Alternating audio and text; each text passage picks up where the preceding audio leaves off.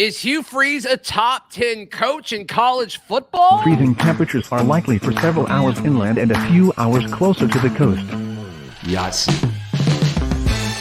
You are Locked On Auburn, your daily podcast on the Auburn Tigers. Part of the Locked On Podcast Network, your team every day. Yes, welcome on into Locked On Auburn, your daily Auburn Tigers podcast. I'm your host, Zac Blackerby, and thank you so much for making Locked On Auburn your first listen every single day. It's a Dappin' Thursday as Darrell Dapprich joins us, Montgomery radio legend himself. And a very interesting article came out, published by 247 Sports, Darrell. And I got to ask the question, is Hugh Freeze a top 10 coach in college football? Because the data that they use says so, Darrell.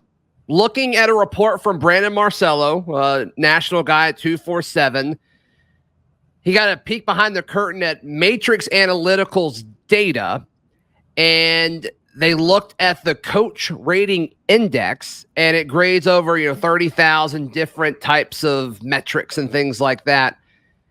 And in theory, puts coaches on an even playing field, and they have Hugh Freeze as a top 10 coach in college football, Darrell. Pretty interesting. I'd love to see, I know it's a matrix, it's a formula that this is based on, and I'd love to see all the different variables and components that allow this to happen. Kind of like, when we talked about the matrix that determines quad one, quad twos, and all that. It's almost like a mystery, right. But I was pleasantly surprised. I'm just going to be honest and transparent. I think Hugh Freeze is a great coach. I just don't think that he's yet a top 10 coach. So that these analytics and this matrix kind of, I guess, unbiasedly chose that. I mean, it's all data, it's all numbers, it's analytics, like what they're going to in all major sports right now to determine certain things in certain situations. I would just love to do a deep dive and say, okay, what are the analytics? What is the formula behind the matrix that's determining that? And see where this comes up. Is it total wins? Is it where you take a program before where are they before you get there? Mm-hmm. That kind of thing. I don't know. It's interesting. Eyeball test and what he's done in his previous stops tells me that there are some components there that makes him a really good coach. Top 10, we'll see after this year. I think I wouldn't hesitate. I'll just tell you this. If you would have told me, okay, Darrell, where do you think Hugh Freeze appears on this list before the list came out, I would have guessed top 20. I would have said 15. Yeah, pleasantly surprised that it's top 10. That's a lot of respect, Zach, for a guy that hasn't coached in the SEC in a few years and has yet to walk the sidelines for Auburn. That's very encouraging that some analytics are showing they've already considered him a top 10 coach. Yeah, one aspect that it looks at, and here's a quote from Marcello's article. A coach's rating is weighted by the talent profile he had to work with in his career. Do more with less against rosters or units with more, and the rating reflects that accordingly. So looking at it, and they note that the average coach in the CRI database is 60. So keep that in mind. So Nick Saban and Kirby Smart at 1 and 2, Lincoln Riley at 3, Ryan Day at 4. I mean, those are 4 coaches that are consistently in the college football playoff. So it's like, okay, all of those make sense. Dabo Swinney at 5 makes sense. Jim Harbaugh at 6 makes sense. And then here's where it gets a little interesting. Here's where I think it gets into that tier of are these coaches used to doing more with less? Because all the top 6, they've all made the college football playoff in one form or another. Chris Kleiman of Kansas State is at 7. Hugh Freeze is at 8. He has an 82.01 grade. Then Josh Heupel of Tennessee, Jeff Brom of Louisville at 10. And so I just looking at this, and you're saying that with all the analytics in this matrix, the average coach's score is 60.0, and Hugh Freeze is an 82. When you look at Jim Harbaugh, that's an 85. That's pretty stinking cool. I'll take that. It is. I'm a little concerned about the accuracy of where Hugh Freeze is based upon where they have other guys ranked. Comparing, let me just say this. Anybody that puts Dabo Swinney behind Ryan Day, or any analytics that put Dabo Swinney behind Ryan Day and Lincoln Riley, is a little flawed to me, because Dabo Swinney's won multiple national championships. Those guys haven't sniffed one. Yeah, they've been in the playoff, but they haven't won one. And then, Jim Harbaugh, underachieved for a lot of years. Talk about this analytics is supposed to be doing more with less. I think he did less with more for a very long time. Michigan had great recruiting classes. They can pick the athletes they want to go there. And up until last year, he really underachieved. I look at things like Brian Kelly not being in the top 10. Very surprising to me that he's not. Here's the Matrix may not like him because of Notre Dame, like consistent top. Same with Jimbo. Sure. Maybe the Matrix doesn't like him because of what he did at the end of his career at Florida State, and how A&M probably has got elite recruiting classes and they haven't even won a Western Division title. So I get that. This seems to be more of an overachieving index. But then you look at the top two and you can't argue with that. I mean, those two guys get the best recruiting classes, Nick Saban and Kirby Smart, and they do the most with the best recruiting classes. So that seems to be in line. I would put Dabo Swinney a little bit higher. The Jeff Brom thing at Purdue, I get it. He's been kind of coming, on lately. Yeah. But there is some interesting people that are not in the top 10 that I would have absolutely thought. How about, this is cool, where's Lane Kiffin? Not in the top 10. I mean, and this isn't an Auburn guy, doing this. This is 24/7. This is impartial. It's all there's no feelings involved. It's all numbers feelings. And it sounds like and it sounds like there's different tiers. Like they have the same rankings for like position coaches based on how your position performs, your unit performs against others, and they weigh the talent difference with that. Same with offensive and defensive coordinators. Then obviously head coaches, the wins and losses are weighed heavily according to this, which makes sense. But yeah, I'm a little surprised, but you think about like what Hugh Freeze did at Liberty, like against Arkansas. It's like, okay, that makes sense. And then after that, though, they lost, to several teams that they shouldn't have lost to. And now we can probably assume he was, worried about taking the Auburn job. But I'm with you. This is a little surprising. I would not have guessed him at 8, but I do think this is kind of some extra, like, okay, this is what we've been talking about. Like, Hugh Freeze is a good coach. He's just, things happened at Ole Miss, and so he had to park his career at Liberty for a little bit, and he did everything he could to build that program up, certainly left it better than he found it, and now he gets a chance to do it at the highest level again in the SEC. I mean, it confirms a lot of things that Auburn fans were hoping. Right. In a situation, like you said, it's a matrix, it's numbers, there's no feeling, there's no emotion into it. That's the most important part. Agreed. What you said earlier is very important. There's no feelings involved. There's no opinion. There's no homerism.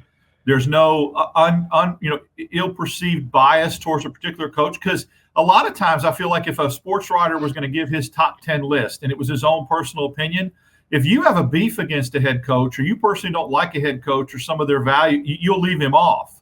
Right. This does not allot for that. You can't. It's just pure data driven. Which is encouraging. And I think a lot of media members have a feeling about Hugh Freeze one way or the other. And at the national level, a lot of it's negative, which is a shame. It's unfortunate. And that's why he wouldn't appear on a list made by a human being, in my opinion. I just think that the biases and the inherent biases towards him and some of the slings and arrows would keep somebody from being objective, even if he wins 10 games next year. I mean, it's going to be interesting to see, Zach, because I felt like Bruce Pearl went through some of this in basketball. When the human element factor, when people have to vote and sports writers have to vote, if Hugh Freeze, let's just say, goes off next year and wins 10 games, takes Auburn from 5 to 10 wins, will there be people that leave him off their ballot for Coach of the Year because of their dislike for him? And I think there will be. I think it's unfair. Just like I think how some of the people voted SEC Media Days is a joke too, instead of taking time to do it. So when you got human element, there's a problem. This is not a human element, so that's why it's very, very encouraging. I'm with you. All right. Could the Auburn Tigers be moving to Jordan or Nike? We discuss next right here on Locked On Auburn. Today's show brought to you by our friends at FanDuel Sportsbook. FanDuel Sportsbook is the best place to wager on all of your sports action. Take your first swing at betting MLB on FanDuel and get 10 times your first bet amount in bonus bets up to $200. That's right. Just bet $20 and you'll land $200 in bonus bets, regardless of if you win or lose. That's $200 you can spend betting everything from the money line to over under to who you think is going to be first in home runs. Whatever it may be, you can bet the over for Auburn 6.5 wins. So all you have to do is sign up today. Visit FanDuel.com/LockedOn to get up to $200 in bonus bets. That's FanDuel.com/LockedOn. FanDuel is the official partner of Major League Baseball. Darrell Dapprich, our guest on this Thursday. And so Auburn's deal with Under Armour is probably coming to an end soon. It hasn't been reported or anything like that, but they've got the option to renew in September. And you got to think Auburn's going to follow suit with several schools that were former Under Armour schools that are grasping at any chance they can get to no longer be an Under Armour school. It kind of feels like Auburn's in the same boat there. And there's a lot of buzz about Nike, a lot of buzz about Jordan, a lot of buzz about Adidas. I'm sure Bruce Pearl would prefer Adidas, with the basketball products that they have. But this could be an exciting transition period if Auburn were to pivot away from Under Armour to something new. Yeah, let's reset this and kind of go with what we know at this point from bits and pieces and little nuggets. First of all, as you mentioned, there's an option to renew in September, kind of like you do with a baseball player or football player. All indications are that Auburn will decline that option in September and start seeking another apparel provider. Now, the three names that keep coming to the surface are Nike, Jordan, and Adidas. Jordan, for the longest time, was not something that was realistic because they had this kind of mindset or this policy where they only did a couple schools per conference. They really kept it smaller. And, Oklahoma is a Jordan school. They're coming into the conference. Florida already is. Doesn't matter. Did a little research and found out that they are expanding their brand and they're taking off that clause or that limitation. All indications are that they're not going to limit it just to a couple schools. You can have multiple schools in the conference. I think one thing to understand is right now Auburn is Under Armour's cash cow. They're their biggest school in the way of what they pay Auburn yearly to be an Under Armour provider, and I know that. They are number one. It's not even close. So people would think, well, why would you give away all that money if Nike or Jordan or even Adidas couldn't come in that stratosphere? Well, the branding and the players that you might be able to get totally offsets that. And some of the NIL money now totally offsets that. So if you come in a couple $1 million a year less than what Under Armour was paying you and you go Jordan, but because you go Jordan, you start getting even better and more elite athletes on the basketball side because obviously their basketball gear out of this world.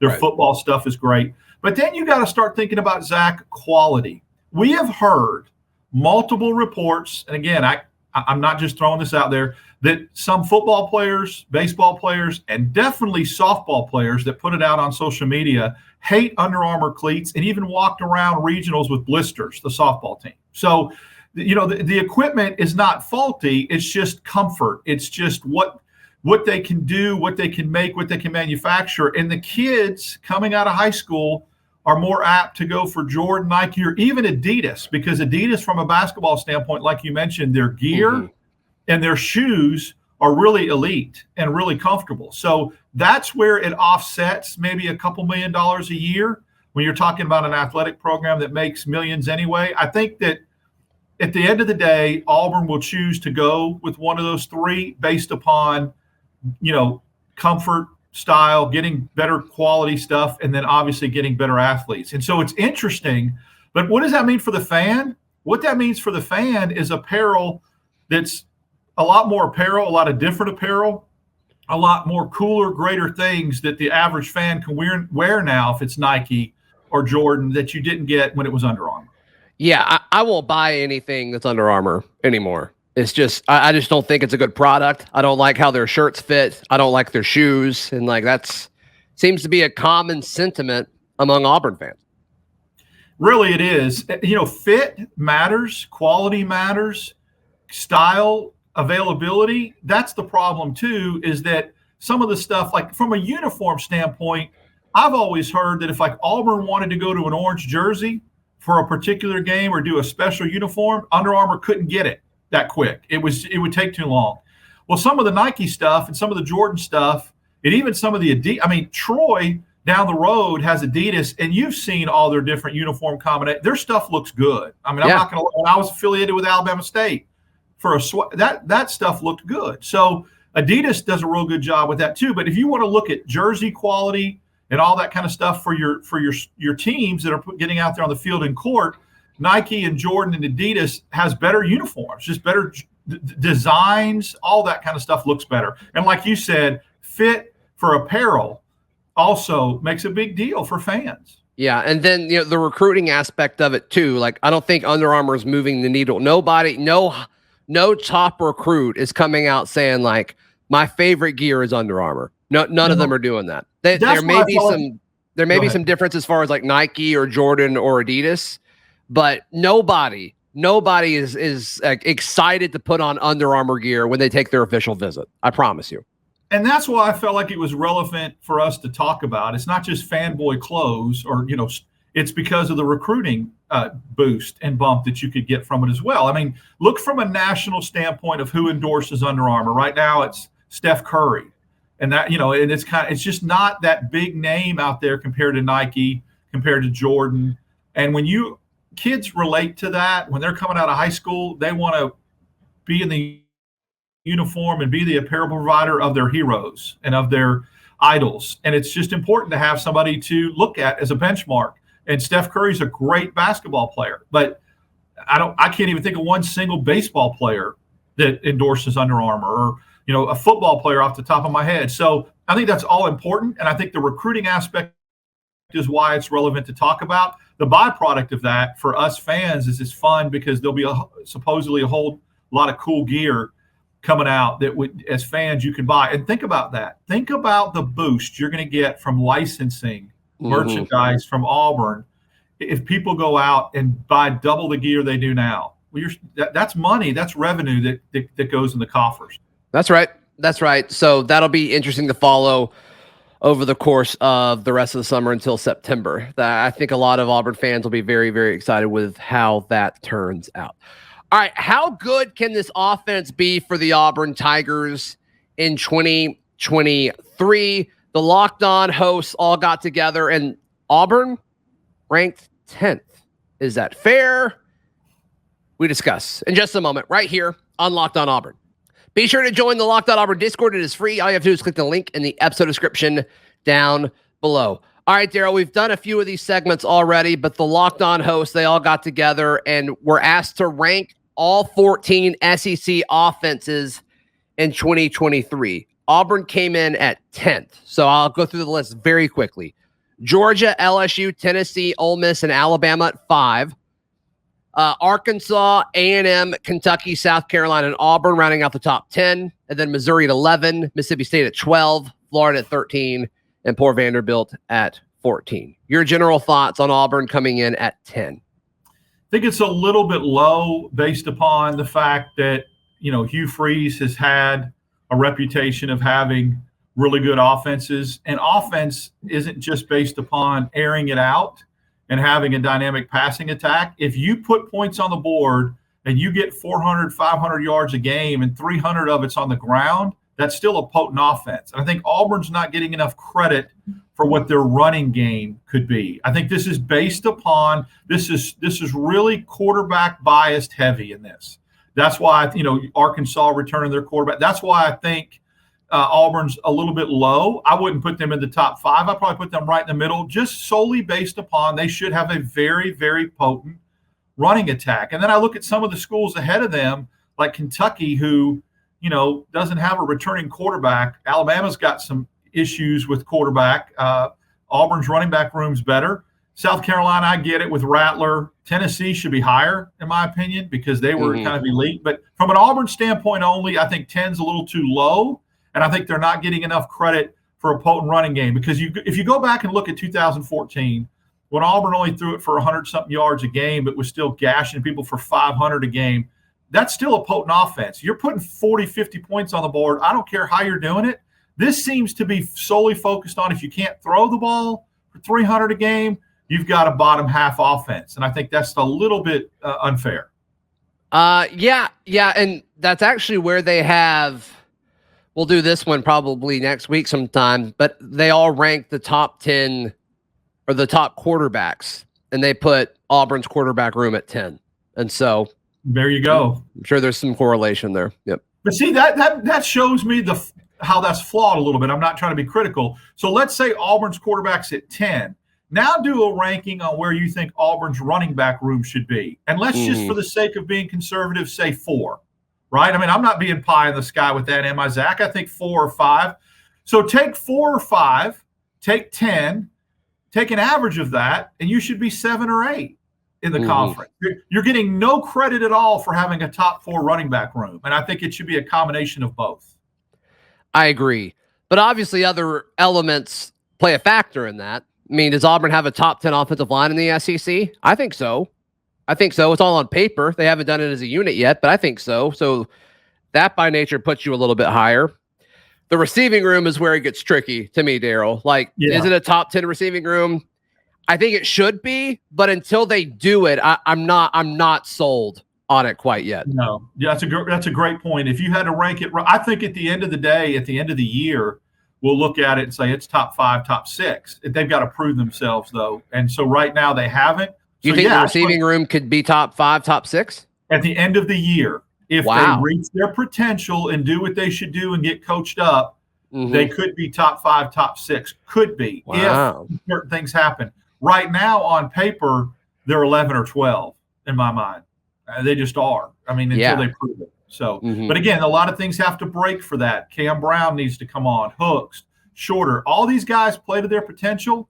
Then, and if Thorne gets them the ball or Robbie Ashford gets them the ball, then, they can be from a yardage and efficiency standpoint. Darrell Dapprich, how can people check out everything you've got going on, brother? You can follow me on Twitter, Dap6410. Catch me in the Discord. Love interacting about all things Auburn. And then on Monday mornings, 7:10, I'm on Auburn Opelika this morning. So check me out there if you're riding around the Auburn area. Darrell is everywhere. You can check out all of my work at auburndaily.com and follow my socials at Z Blackerby. We will see you tomorrow. This has been Locked On Auburn.